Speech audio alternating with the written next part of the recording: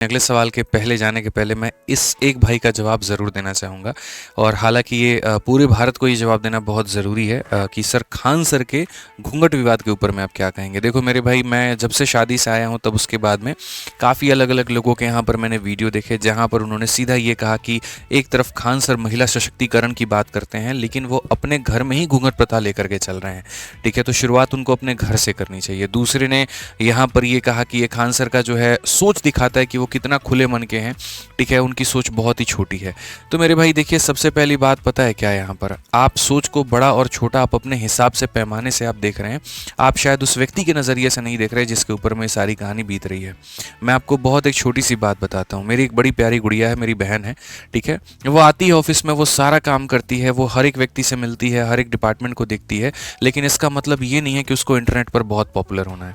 और शायद ही कोई एक जगह ऐसा हो जहाँ पर मैंने उसकी फ़ोटो डाली हो या जहाँ पर भी वहाँ पर जो प्रचलित हो।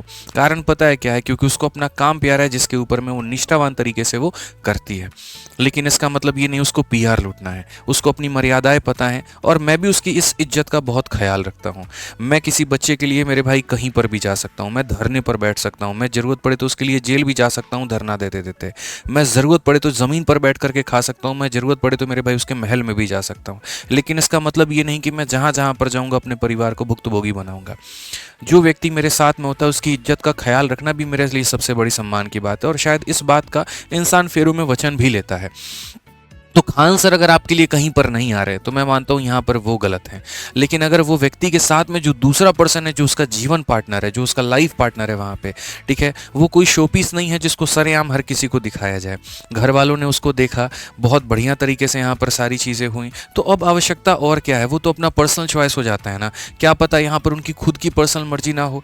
ठीक है, कि हाँ भाई मुझे यहाँ पर सबके बीच में फेमस नहीं होना, देखिए हम आपके लिए आए हैं और हम आपको जानते हैं, हम आपके लोगों से मिल लेंगे, नमस्ते कर लेंगे, मेरे लिए बड़ी बात है। बट मुझे अपने आप को शोपीस नहीं बनाना, दुनिया के आगे वायरल नहीं करना। तो इसमें यहाँ पर उनकी गलती क्या है?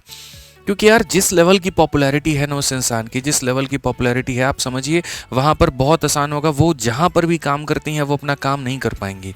जहाँ पर भी जाएंगी वो एक सेल्फी बन के रह जाएंगी, सेल्फी पॉइंट बन के रह जाएंगी। सर एक सेल्फी, मैम एक सेल्फी। तो वो इंसान अपने जीवन में जी नहीं पाएगा। कहीं खुलेआम एक आम नागरिक की तरह अगर वो सोचे कि जा करके आज हम यहाँ चाय पी लेते हैं, यहाँ जा करके परिवार के साथ घूम लेते हैं, वो नहीं हो पाएगा। वो बहुत मुश्किल हो जाता है जीवन। हम लोगों की ज़िंदगी जितनी आसान आपको दिखती है उतनी होती नहीं है। हमें पता होता हर एक कदम पर। मैं यकीन बताऊं, मैं अगर कहीं पर रुक करके मेरे भाई छोटा सा पानी पूरी भी खाना चाहूँ ना, तो वहाँ पर भी मुझे 10 बार सोचना ये पड़ जाता है कि बच्चे आ जाएंगे तो फिर वहाँ पर ये क्या सोचना शुरू करेंगे।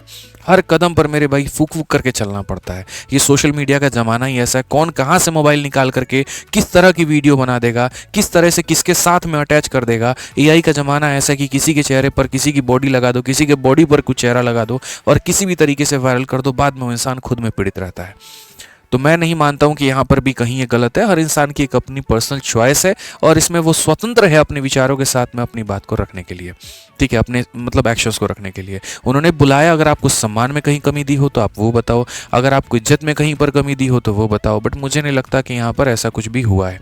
दूसरा, यहाँ पर जो है कुछ लोगों को ज़्यादा ही दर्द हो रहा है तो मैं उसके लिए भी कह दूंगा, हमारे गाँव में कहा होता है कि पतों से जेठ जो होता है वो पर्दे में रहता है, जेठ से पतो जो होता है पर्दे में रहता है। बाकी जब हमारे बिहार के संस्कृति से आप इसको जोड़ करके देखेंगे तो छोटे भाई की पत्नी और जो बड़ा भाई होता है यहाँ पर, ये आपस में जेठ और बहू का इनका नाता होता है और कभी भी यहाँ पर जेठ और बहू आमने सामने नहीं आते हैं। ठीक है, तो जितने भी लोग हैं मेरे भाई जो बड़े यहाँ पर आए थे उनसे, ठीक है, तो उनको काहे बात का दर्द हो रहा है भैया? वैसे तो जेठ पर्दे में न रहता है, तो क्या दिक्कत हो गया है मैं बताइए। ठीक है, अगर हमारे संस्कृति को कोनो यहाँ पर लेकर के आगे बढ़ रहा है तो आपको यहाँ दिक्कत क्या हो रहा है? आप उसको प्रमोट करिए। अब इससे ही मत नापिए, बड़ा छोटा सोच रखते हैं, बड़ा ही रखते हैं। भाई हर इंसान अपने विचारों में खुला है, उसकी अपनी मर्जी है, उसकी अपनी मर्यादा है। लोग वायरल होने के लिए क्या नहीं करते हैं। और एक इंसान अगर मान लीजिए यहाँ पर उस कल्चर को प्रमोट कर रहा है तो आपको दर्द क्या हो रहा है? आपको तो और बढ़ के उसका सपोर्ट करना चाहिए। ठीक है, तो हमें नहीं लगता यहाँ पर कहीं पर कुछ भी गलत है। बाकी जो लोग इसको गलत कह रहे हैं वो अपनी सोच से छोटे हैं, बस इतना ही कहूँगा।